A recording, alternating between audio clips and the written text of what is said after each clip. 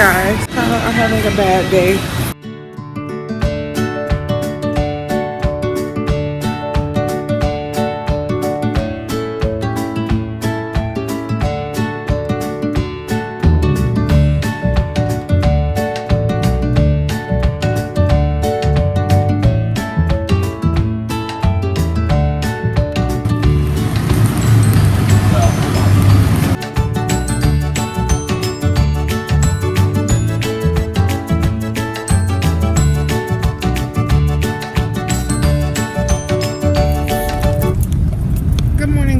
I look like somebody who trying to who on the run. Yeah, I had my shower and everything. I'm just going to get my sister from school, and Kaiten got out the bus already. Oh, good morning, neighbors. It's your girl Askfrenchij, your girl next door. So make sure my neighbors. Hi neighbors, how y'all doing today? I am currently trying to film with this camera. However, it's acting up. It won't stay recording when I turn it around. Like it's recording right now because it's facing the street, but I'm pulling my mom's neighborhood right now, and I'm half mad because she keeps calling me. Get my sister. Like, I understand it's one thing to like shoot me a text, make sure I'm still coming, but like quit calling the fuck out of me. That really annoys me. I'm already coming out of my way to come and do it. That really pisses me off. And I can't stand doing stuff for people and they worry the shit out of you. And then the thing about it too is there was a deer and she done text me. Damn. There was a deer that I just passed with his head cut off on the middle of the road. So, oh y'all, your girl look like she is just Tina Turner running from Ike. Which I low-key kind of I'll tell you that. More about that in a minute. But look, it's recording right now. You can't see the red light, but it's recording. And I'm turning it towards me. You can see the red light now. So I'm turning the camera towards me to film. Okay. So we'll see. We'll see how long this lasts. I'm gonna start using this footage now. Okay. I just wish this camera, maybe it's just me, this camera makes me look so washed out and blue. Like I have no color to my skin. But y'all, as soon as I pushed power on this camera and, you know, turn this camera around, it conked out and then it said your battery is critically low. So I just wanted to stop in after I dropped the kids off and tell y'all good morning and that I'm going to work today. I have 2 more days to go. I'm still working someone else's shift uptown, which is pissing me off because the parking up there is a beast. Then where I park is $13 and then they only cover $12. So, but honey, I put $13 in the machine, in my little device. Like they pay all the monies, because if they just say it's $1, forget it, we give it to them. Then that's why I put it in there. But I have to get into detail with you guys about what's been going on with me. So I'm gonna go home and then I'll update you guys in a minute. Good morning, you guys. I think I already said good morning. I just come to do my makeup. I'm probably gonna eat some oatmeal before I get ready to go to work, and then I'm gonna head out. Okay, let me vent to you guys. There is a lot of stuff bothering me, and I hate to complain because I try to be, I wish I could set this up on something so I could face it. Let me see. Okay, I hope this is a little bit better. Okay, so I'm so sorry I'm not looking at the camera because I have to do my makeup so I can fix this lighting too. Maybe that's a little bit better.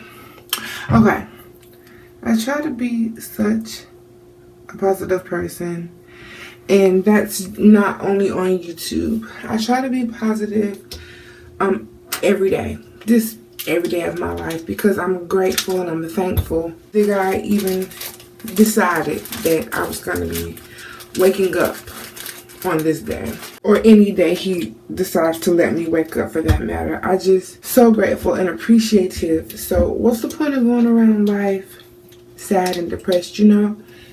you're alive. You have the opportunity to do something with your life, do something with yourself. And so that's why I really try to push positivity in my life. On top of the fact that I have sickle cell, a lot of our neighbors here have sickle cell as well. And I try to be encouraging to them by being positive. Mainly because sickle cell is a really funny disease. And what I mean by funny, I mean funny in the way that it operates.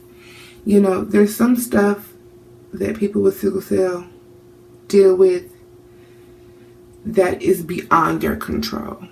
Organ failure, your blood being, a mutation, you having a mutant gene, things like that. That's completely out of my control, and things happen within the body that we have no control over. You can't reach inside of yourself and just say, stop, body, stop, don't do this. So I try to have control over the things that I can control, such as my environment, such as who I deal with, how I choose to wake up, you know what I mean, what I eat, being healthy, working out, things like that. That's the stuff that I can control. So that's why I try to be such a positive person on YouTube and off YouTube, because when negative things go on around me that cause stress and just cause a lot of calamity in my life, it can cause my body to have an adverse reaction, such as going into a pain crisis. And if I'm not in a place where I can handle hard situations, because tough things are going to happen regardless. You can get fired, you can get in a car accident, somebody might need you to do a favor for them, or my son might have an event.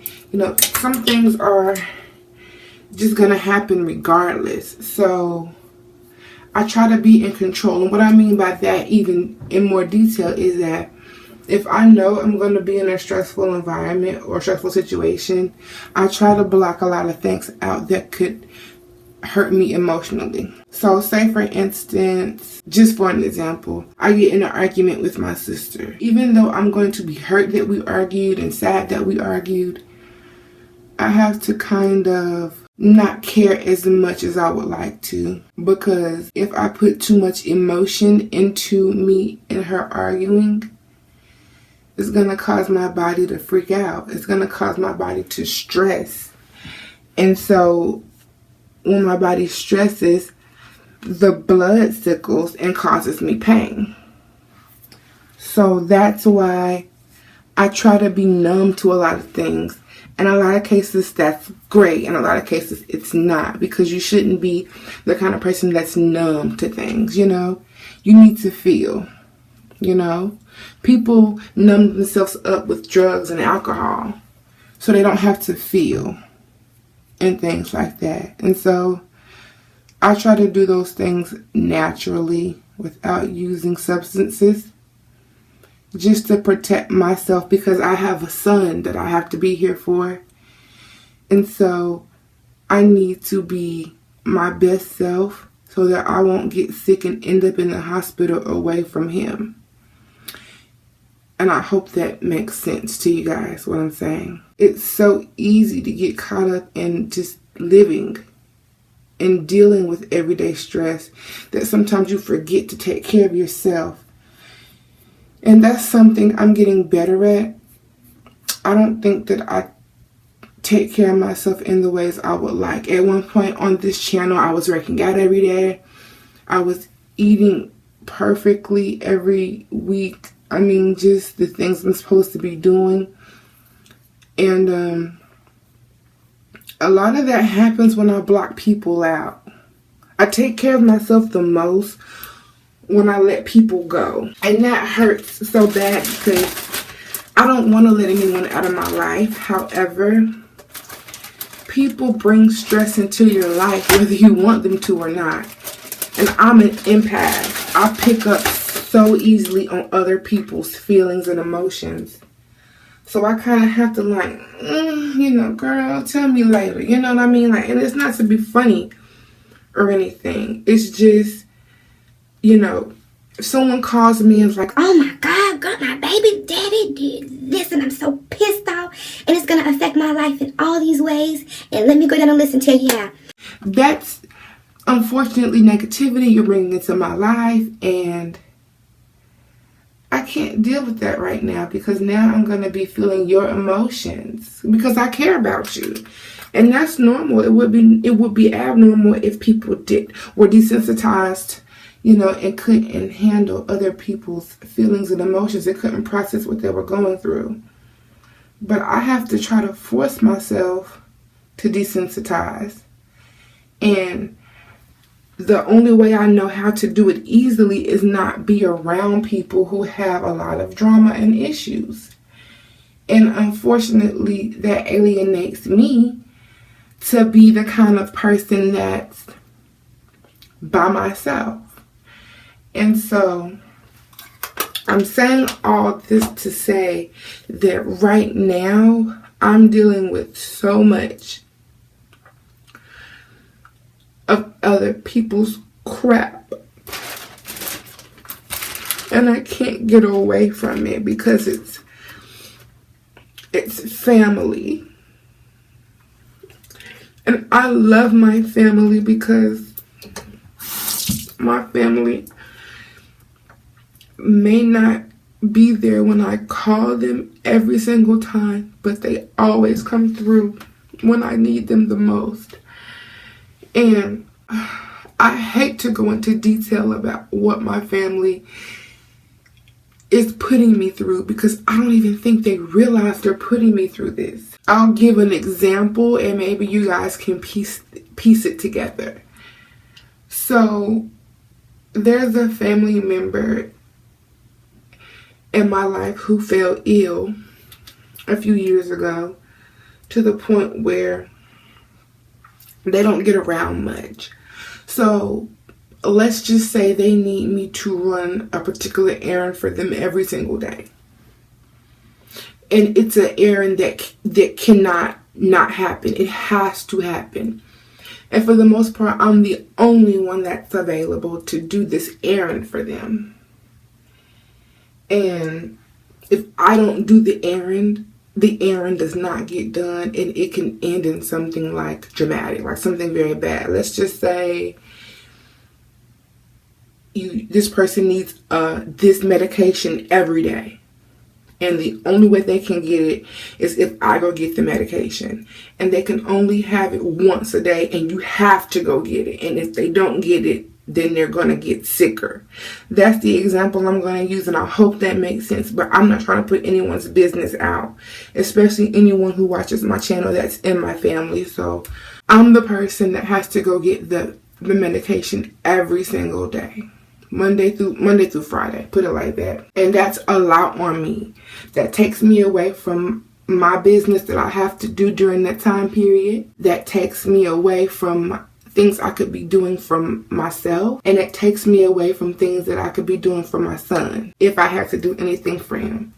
And let's just say this medication has to be picked up the same time every day. Okay, so I have now fitted someone else's life into my life schedule. Okay, and they depend on me, and there's no workaround. There's no workaround. So that's the one thing that's stressing me out. And secondly, there's another family member who recently lost their job. And because they lost their job, I know if ever the case I lost my job and didn't have any income at all, which never has been the case, but let's just say if it were to ever happen to me, this person would take care of me hands down, no problem, no questions asked. Okay, now we probably will never get to put that to the test, because I'm always going to look out for self and have a plan A, B, C, and D.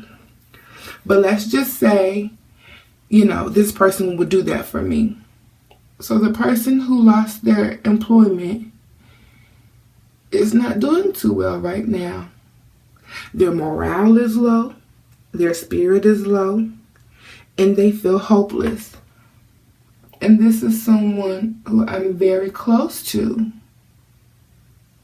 in a sense, sometimes it's like, you know, we're all we have. They have me and I have them. So that puts me in another situation because I'm kind of expected to be there for that person in every way that a mother is there for their child.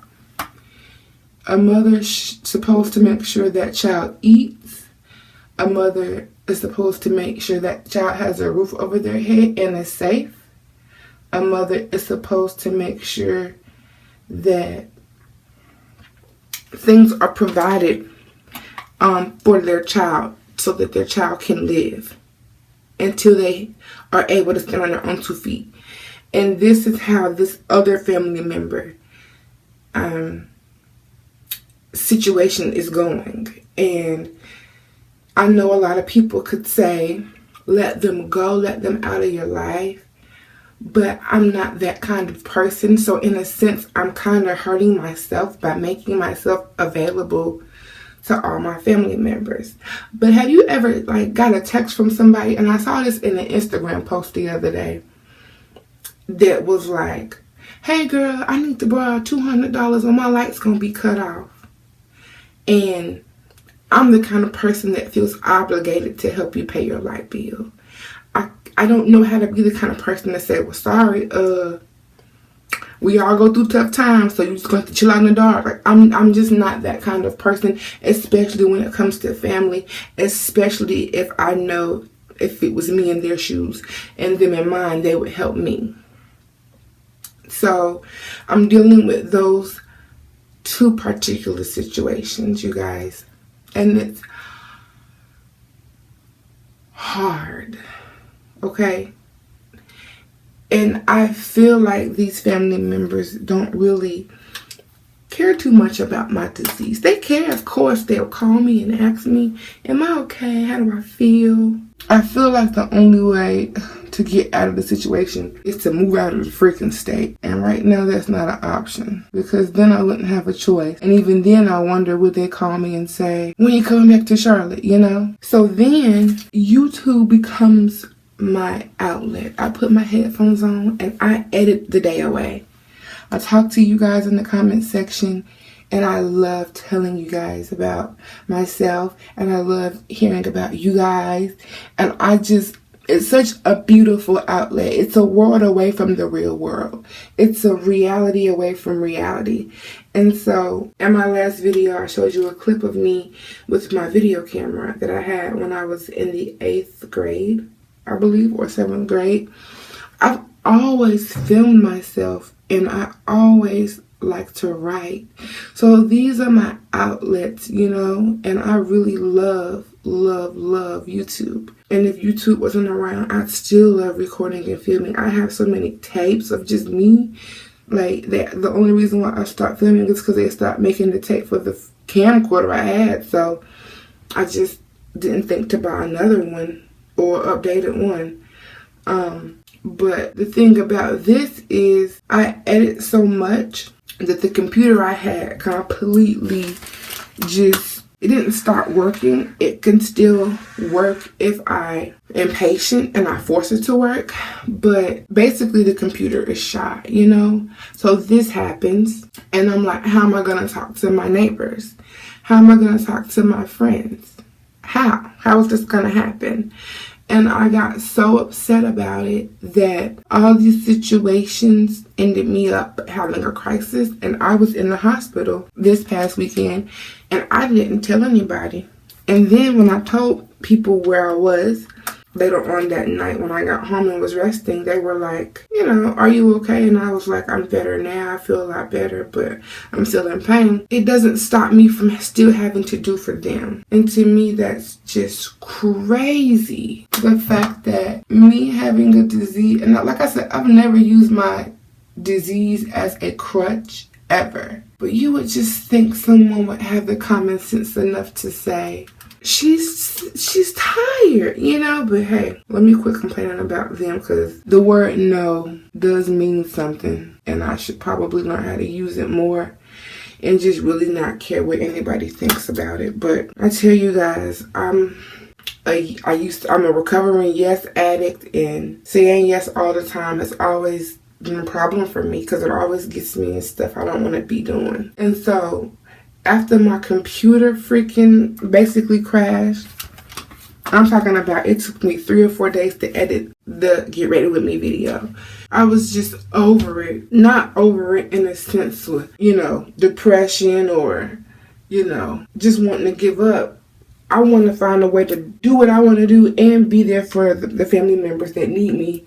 But right now, it's about me in this moment. And I'm an Aries. I think first and I do first and think later. So I bought me a MacBook to make myself happy, to continue to do what I love to do and continue with my passion. I wish there was a way for me to get my tapes off of VHS and get them onto my movie editor, because I would love for you guys to see how much I used to film myself before YouTube was even a thing. So I'm just dealing with that right now.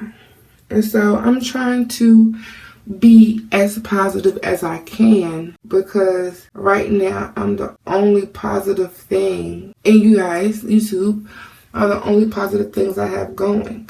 I totally botched this brow. So yeah, I'm just gonna try to keep my head on straight, not lose it, because I do get anxiety so much. But I just thank you guys for listening to me and hearing me out and just commenting and listening. I mean, I guess you guys, well, if you're here, you do have a choice. You can click exit. So thank you so much for just being here. And I'm going to end the video with this clip on that. I'm going to make this vlog 2 parts because obviously this was a 20-minute talk. So I will talk to you guys in the next vlog if you click it. Love you. Peace.